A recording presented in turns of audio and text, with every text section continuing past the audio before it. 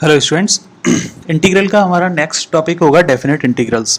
तो indefinite integrals हम अभी तक पढ़ चुके हैं। तो इनडेफिनेट इंटीग्रल्स जो हमारा हुआ करता था उसमें हम सिंपल हमारे पास एक फंक्शन होता था एफ एक्स डी एक्स और हम इसका इंटीग्रेशन निकाल देते और इंटीग्रेशन होता था F of X plus some arbitrary constant सी।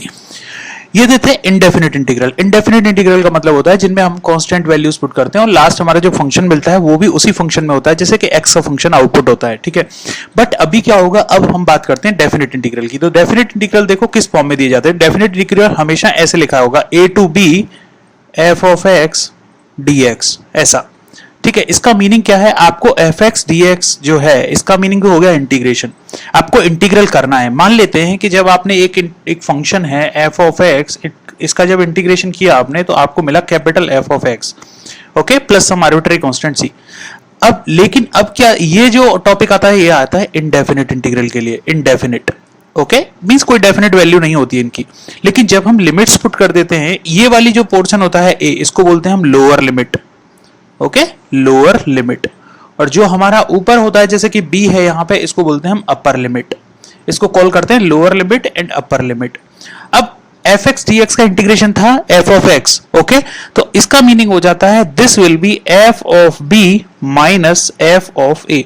मतलब आपने क्या किया, जो आपका फंक्शन एफ एक्स था उसको जब आपने इंटीग्रेट किया तो आता है कैपिटल एफ एक्स। आप क्या करते हो, पहले अपर लिमिट अप्लाई करते हो x equals to b and minus करते हो x equals to a lower limit. ये होता है हमारा डेफिनेट इंटीग्रल का मीनिंग। मींस नॉर्मल है आपके पास, मान लीजिए एक फंक्शन हम सिंपल लेते हैं f x is equals to sine x, okay, ये फंक्शन है। और dx जब आप इसका इंटीग्रेशन करते हो तो इंटीग्रेशन आता है minus times of cos x plus some arbitrary constant c। ये तो था इनडेफिनेट इंटीग्रल। लेकिन अभी आपसे बोला जाए 0 to pi by 2 sin x dx है। अब क्या किया जाए, तो जब आप इसका इंटीग्रेशन करोगे तो ये तो इंटीग्रेशन तो हो जाएगा cos x माइनस में, तो माइनस cos x, और आप लिमिट अप्लाई करोगे, lower limit will be 0, upper limit will be pi. Okay, actually कई बार क्वेश्चन आता है कि अब हमने आर्बिट्ररी कांस्टेंट सी क्यों नहीं डाला। अगर आप डाल भी देते हो ना तो डाल दो। आप क्या करो, पहले X equals to pi apply करो। तो X equals to pi apply करेंगे तो minus times of cos of pi plus some C, okay. अब माइनस करेंगे, अगेन जीरो अप्लाई करेंगे, minus cos of zero plus C. जब आप इसको सॉल्व करोगे it will become minus times of cos pi plus C, minus minus plus cos zero, okay, minus C. तो C से सी cancel हो जाता है, इसीलिए हम क्या है सी को काउंट नहीं करेंगे तो भी चलेगा। अब आता है हमारे पास minus times of cos pi plus cos zero. अब अगर आप देखते हो cos pi is nothing but -1, तो minus minus will become +1 and cos 0 is 1, so it will become 2। So ये आंसर आ गया आपका 2। तो ये डेफिनेट वैल्यू निकल के आती है आपके पास। तो यही मीनिंग होता है डेफिनेट इंटीग्रल का। तो जो इंडेफिनेट इंटीग्रल्स होते हैं, इंडेफिनेट इंटीग्रल्स में हम आर्बिट्ररी कांस्टेंट सी के टर्म्स में आंसर लिखते हैं, लेकिन डेफिनेट इंटीग्रल में हम लिमिट्स अप्लाई करते हैं। एक प्री डिफाइंड वैल्यू देता है। जैसे मान लीजिए आपको दिया जाए कि a टू b है, आपके पास एक फंक्शन है x dx, आपको बोला जाता है। तो जब आप इसका इंटीग्रल करोगे तो it will be x square by 2, okay, and limit a to b। जब हम काम करते हैं तो उसमें हम क्या करेंगे, सबसे पहले x equals to b put करोगे जो कि अपर लिमिट था, तो b square by 2 minus a square by 2। तो ये आपका फाइनल आंसर आएगा। तो b square minus a square divide by 2। तो अभी क्या हुआ, हमें इंटीग्रेशन के तो सारे फॉर्मूलाज और सारी थ्योरम्स जो हमने अभी तक डिस्कस किया है सारे हमारे अर्लियर वीडियोस में, वो हम फॉलो करेंगे। लेकिन हम क्या करेंगे, लिमिट्स अप्लाई करेंगे, x equals to b, x equals to a, और ये पहले अपर लिमिट अप्लाई करेंगे फिर लोअर लिमिट अप्लाई करेंगे। ठीक है, ये होता है इंटीग्रेशन, डेफिनेट इंटीग्रल का मीनिंग। अब मान लो कुछ और भी क्वेश्चंस आपके लिए ले लिया जाए कि 0 to 2 x square plus 1 dx, ये करना है आपको। तो आप जब इसको सॉल्व करोगे तो एक्स स्क्वायर का इंटीग्रेशन हो जाएगा एक्स क्यूब बाई 3 और 1 हो जाएगा x, ओके। आप लिमिट अप्लाई करोगे 0 to 2।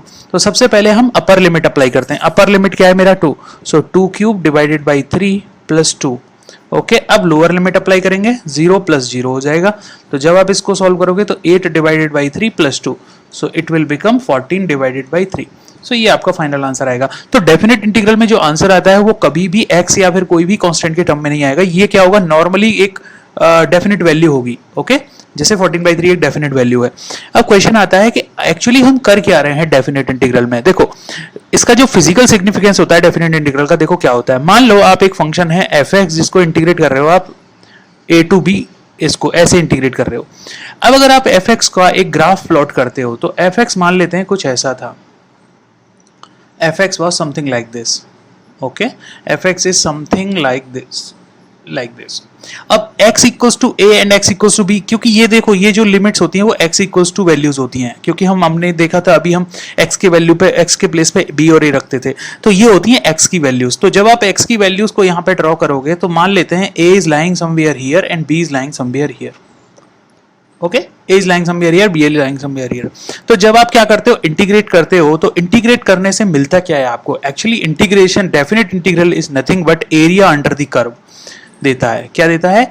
Area under the curve. So this will provide area under the curve.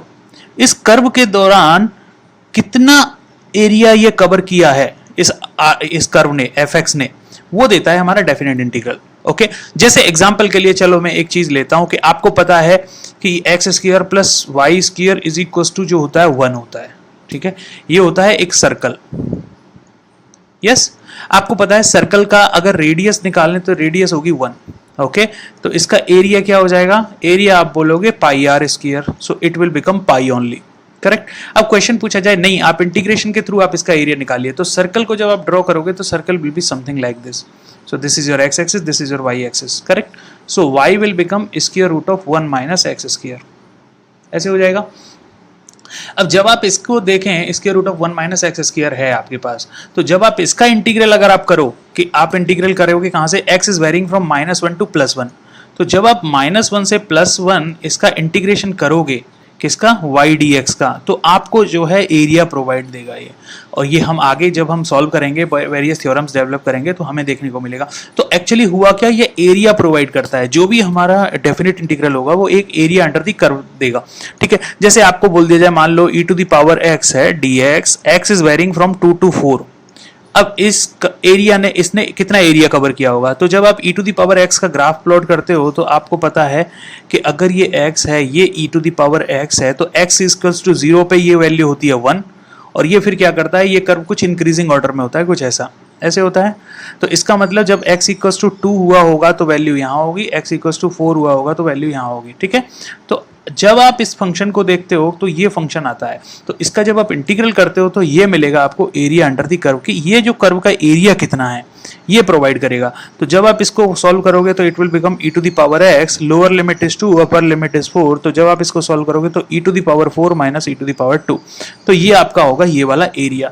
तो जब भी आपसे कोई फंक्शन दिया जाए और एरिया अंडर द कर्व पूछे तो डायरेक्टली आप याद रखो ये है definite integral. Okay, so these are my definite integral. अब क्योंकि ये एरिया अंडर द कर्व देता है, तो क्या मैं ऐसे कह सकता हूं कि अगर मान लो a to b fx dx है, और fx का जब आप ग्राफ प्लॉट करते हो तो fx मान लेते हैं कुछ ऐसा होता है आपका। Okay, and a is your lower limit somewhere here, b is your higher limit somewhere here. अब आप पता है कि ये देता है हमारा इंटीग्रेशन, देता है एरिया। तो मान लेते हैं कि this is f of x capital and it is varying from a to b। तो आप ऐसा लिख सकते हो कि f of b minus f of a। Okay, ऐसे लिख सकते हो। तो ये हो जाएगा आपका ये वाला एरिया। तो क्या मैं ऐसा कह सकता हूं कि ये पूरा एरिया जो होगा वो इंटीग्रल के बाद आया? क्या ऐसा भी किया जा सकता था कि इन बिटवीन में कुछ लिमिट क्रिएट कर लेता हूं? लिमिट कैसे? क्योंकि a टू b जब मैं ट्रेवल करूंगा तो मुझे a1 मिलेगा, a2 मिलेगा, a3 मिलेगा, a4 मिलेगा, ऐसे मिलेगा। तो मैं इस इंटीग्रेशन को ऐसे भी ब्रेक कर सकता हूं, a to a1 fx dx plus a1 to a2 fx dx plus so on. आप लास्ट में बोलोगे a of n b fx dx। अब जैसे जब आप इसको सॉल्व करते हो तो आपने लिमिट्स को क्या किया, छोटे छोटे पार्ट्स में ब्रेक कर लिया, छोटे छोटे पार्ट्स में। तो जब आप इसको सॉल्व करोगे तो it will become f of a1 minus a f of a plus f of a2 minus f of a1 and so on. आपको मिलेगा f of b minus f of an। अब आप देखो f ऑफ a1 से a1 cancel हो जाएगा, a2 से a2 cancel हो जाएगा, सारे वैल्यूज कैंसिल हो जाएंगे, आपको मिलेगा सिर्फ और सिर्फ f of b minus f of a। तो डायरेक्टली हम बोल सकते हैं और हमारी रिक्वायरमेंट के अकॉर्डिंग हम ऐसा कर सकते हैं। जैसे कई बार आपको फंक्शन क्या है, ब्रेक में मिलेगा। ब्रेक में मींस फंक्शन क्या होगा, फंक्शन कुछ ऐसा होगा। फंक्शन मान लीजिए आपको दिया गया है कुछ ऐसा f of x। Okay, integration देता है a to b fx dx, और फंक्शन जो ट्रेवल कर रहा है वो कुछ ऐसे कर रहा है, मान लेते हैं यहाँ पे इतना, फिर ऐसे, इन बिटवीन इस फंक्शन का ब्रेक है। तो जब आप इसका एरिया अंडर द कर्व निकालोगे तो आप बोलोगे आइडियली ये वाला एरिया और ये वाला एरिया बस, क्योंकि यहाँ तो एरिया जीरो है, क्योंकि फंक्शन ही जीरो है। तो आप इस लिमिट को a से b जो था इसको a1 और a2 में ब्रेक कर लेंगे, तो आप बोलोगे a2 a1 f of x dx plus a2 to b f of x dx। तो इस तरीके से आप इस फंक्शन का एरिया निकाल सकते हो। मान लेते हैं कई बार क्वेश्चन आपसे पूछा जा सकता है कि एक फंक्शन है आपके पास dx divided by 1 plus x square and integrate करना है आपको 1 टू स्क्वायर रूट 3। इसका मतलब क्या हो गया, लोअर लिमिट आपकी x इक्वल्स टू 1 है और upper limit x equals to square root 3 है। अगेन आपको पता है dx divide by square root of dx divide by 1 plus x square जो होता है ये होता है tan इनवर्स ऑफ x का इंटीग्रेशन, ठीक है, tan inverse of x। Lower limit क्या है आपका 1, अपर लिमिट है स्क्वायर रूट 3। तो जब आप सॉल्व करोगे तो ये हो जाएगा tan inverse of square root 3 minus tan inverse of 1। आपको पता है स्क्वायर रूट 3 जो वैल्यू होती है 10 में वो होती है 60 डिग्री का या फिर π/3 का, यस, माइनस, और 1 जो होता है वो होता है 45 डिग्री का, यस। तो आपको मिलेगा 15 डिग्री आंसर, ओके। या फिर आप कह सकते हो इसको π/3 माइनस π/4 कर सकते हो, और जब आप इसको सॉल्व करोगे तो इट विल बी π/12, ओके। इतना आपको आंसर मिल जाएगा। तो ये होते हैं एरिया अंडर द कर्व। मान लो एक और जस्ट एग्जांपल ले लेते हैं कि आपको फंक्शन दिया है 0 to 2/3, okay, and dx divided by 4 plus 9x square है। अब आप देखो इस फंक्शन को जब आप सॉल्व करोगे तो आपको फॉर्मूला याद आ जाएंगे। अगर आप इस फंक्शन को 0 to 2/3 रखते हैं और 1/9 अगर कॉमन लेते हैं तो आपको मिलेगा dx divide by x square plus 2/3 whole square. अब आप याद करिए, आपको पता था dx divided by a square plus x square का इंटीग्रेशन होता है 1/a tan inverse of x divided by a, यही होता है। तो आप ये रूल यहाँ पे अप्लाई कर दीजिए, तो 1/9 1/a means 1/2/3 tan inverse of x divide by 2/3, और जब आप इसको सॉल्व करोगे तो इट विल बिकम 3 से 9 कैंसिल हो जाएगा 3 times, so 1/6 tan inverse of 3x divided by 2, और लिमिट वेरी करेगी 0 से 2/3 के लिए। अब जब आप इसको सॉल्व करोगे तो 1/6 एज इट इज, क्योंकि ये तो बाहर रहेगा, tan inverse of 3 into 2/3 divide by 2 minus tan inverse of 0, और आप देखते हो 3 से 3, 2 से 2 कैंसिल हो जाएगा, तो यहाँ मिलेगा π/4 माइनस 0, तो 1/6 into π/4, so this will become π/24। सो ये आपका आंसर आ जाएगा। तो इस तरीके से आप डेफिनेट इंटीग्रल को सॉल्व कर सकते हो। So this is our basic introduction of definite integral. इसके बाद हम वेरियस थ्योरम्स देखेंगे डेफिनेट इंटीग्रल को सॉल्व करने के लिए।